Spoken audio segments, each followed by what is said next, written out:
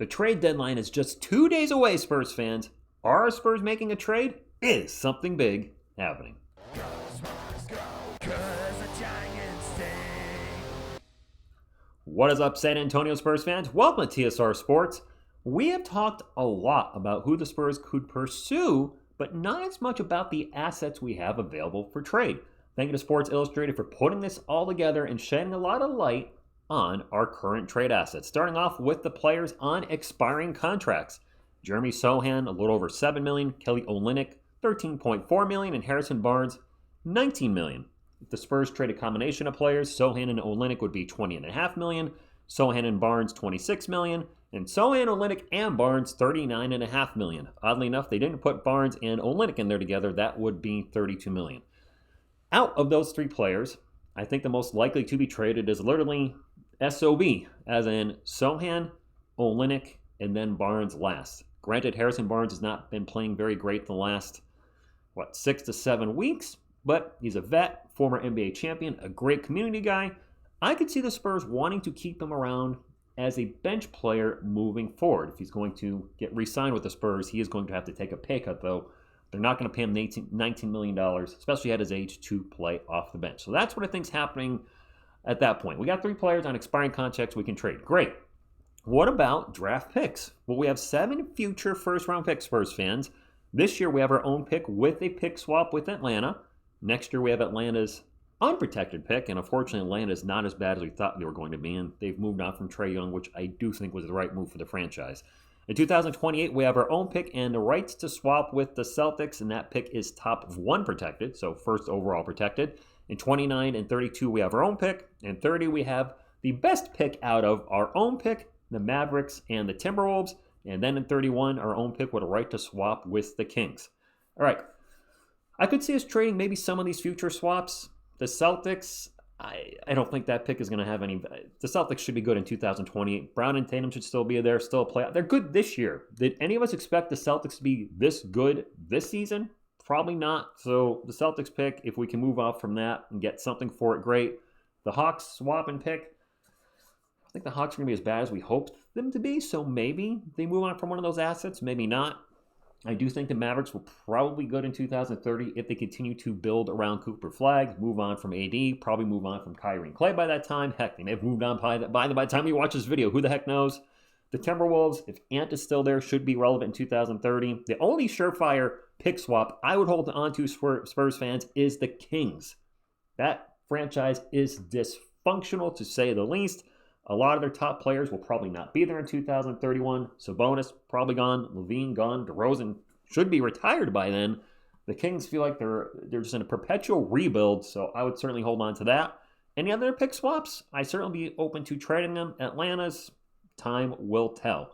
As far as our own picks, not the swaps or Atlanta's picks, but our own picks, certainly be fine moving maybe 1 or 2 of those. I do expect our Spurs to be a contender, so those picks should not have a lot of trade value. And speaking of picks, that's not all we got, because we have way too many second-round picks. I didn't realize we had this many still coming up. I'm cool with having 1 second-round pick in a draft and using it. Brian Wright, Maxine Reno, anybody? Anyway, I digress. But we absolutely do not need 3 second-round picks in a draft. So I hope we move on from some of these. Just do something with them, because we're not going to be able to draft everybody. So do something. Do something like Spaceballs, right? And then, of course, there are trade targets. We've talked about a lot of these guys on the channel, so I'm just going to kind of do a recap here of the players. First up, I do want to talk about Bobby Portis. His drug suspension from last season, a 25-game suspension for tramadol, does concern me a little bit. Doing a little more research on it. Pierce, he says it was a mistake.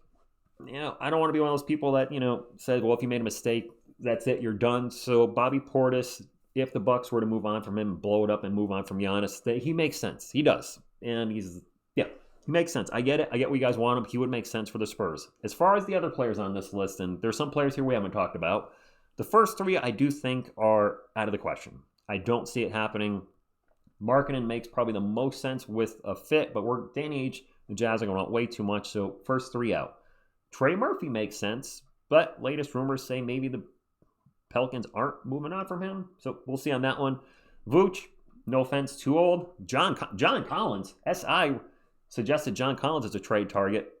Didn't we? Weren't we all talking about trading for John Collins 3 or 4 years ago, maybe even 5 years ago? Doubtful. The Clippers have been putting together some wins together, so I can see them holding on to him. He's also on an expiring contract, though. Anthony Simons does not make any sense, and that brings us back down to Bobby Portis. And as a little time has passed from the last video I did, or previous second to last video, whenever I last talked about Bobby Portis, that makes sense. So there you go. That's everything Sports Illustrated. The first round picks we have, the second round picks, trade targets, expiring contracts on the Spurs. I do actually think a trade is coming to answer the question on the thumbnail.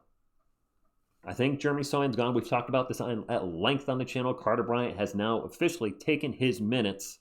Sochan's out. Kelly Olynyk seems to have lost whatever little spot he's had in the rotation. I can see the Spurs trying to move on from him. I do think Barnes stays unless we get a bigger name player to match salary. And maybe one of the first round picks. And definitely we got to move some of these seconds. Brian Wright, breathe Brian Wright here and make a trade. But not a big one.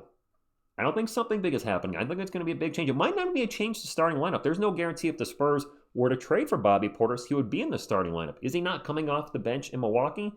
But it would make sense to get more size out there. So I'm going off on a little tangent here. If the Spurs trade for Bobby Portis, let's say it is Sochan, I think to match salary, what would it be, Sochan and Olynyk? Maybe it's 2 players for 2 players. Who the heck knows? Well, however it works out, Bobby Portis is now in the Spurs. Are you starting him at the 4? I believe he's 6'9", so he would give us more size out there. Would our starting lineup then be Fox, Castle, Vassell, Portis, and Wemby? Still feels like we're a little on the small side out there, but that does give us, we do have somebody at the 4 that can play better defense. From what I understand, I'm not an expert on Bobby Portis, but he's one of those guys that's scrappy and will stand, if people are banging around on Wemby, he's going to bang them right back, and we need an enforcer type like that. So if he can fill that role, play better defense than Barnes, still shoot the 3, better rebounder, then yes, he makes the most sense, and I think that would be our starting lineup. Barnes and Champagnie, Harper, Kornet, and Johnson. That's actually a pretty deep bench. Now I'm talking about, I kind of like that. Harper, Champagnie, Johnson, Kornet. Wait, and Barnes. Did I repeat anything? Now I'm getting a little confused here because I'm off on a tangent. I'm off script, if you will. I think, they'll make our bench. Kornet, Barnes, Champagnie, Keldon, and Harper. Yeah, that would give us a really solid bench, 10 deep. We already have a great, we already agree that one of the great things with our Spurs this year is depth. And that would give us even more depth if we can move on from Sochan, who's not playing, if we can move Kelly Olynyk out of here too. Yeah, all right, I'm in on Portis. There we go. So, will that trade happen? It's really going to depend on whether the Bucks move on from Giannis Antetokounmpo. Do you think they're going to move Giannis, and where? Some of you talking about the Thunder, the Warriors. I don't see how it could happen in Golden State with Butler being out for the year. It should be interesting to watch. And speaking of the trade deadline, tomorrow night is the last night of the trade deadline. The Spurs play the Thunder at 9:30 p.m. Eastern. Since the last night of the trade deadline, and really the only part of the trade deadline I can cover because I have to work Thursday and the deadline ends while I'm at work, would you guys be up for me going early tomorrow night during the Thunder game? I thought about going early as 8:30, maybe even 8 p.m. Yes, it would be an hour and a half early before the game, but we would just be kind of sitting there hanging out like we did previously in free agency, kind of keeping an eye on Shams, any big trade updates, not just for the Spurs, because players can get traded before a game, but maybe there's some other huge trade around the league. Maybe marketing gets traded, or Giannis, or something happens before the Thunder game. That sound good? Sound cool? Or should I just go live at 9:30? Let me know in the comments. I'm very interested in your thoughts on this. What assets do you think will move? And who do you think is the most realistic person the Spurs have an opportunity to trade for, and, of course, helps the team in the same process? That's all I got, guys. Hit the thumbs up if you enjoyed the video, or you want to help support the channel, or become an official member and subscriber to TSR Sports, because, well, that's how we do it here. Thumbs up means you're a supporter and member. That's all I got. Like, comment, subscribe. Until tomorrow night. Thank you for watching, and as always, go Spurs, go!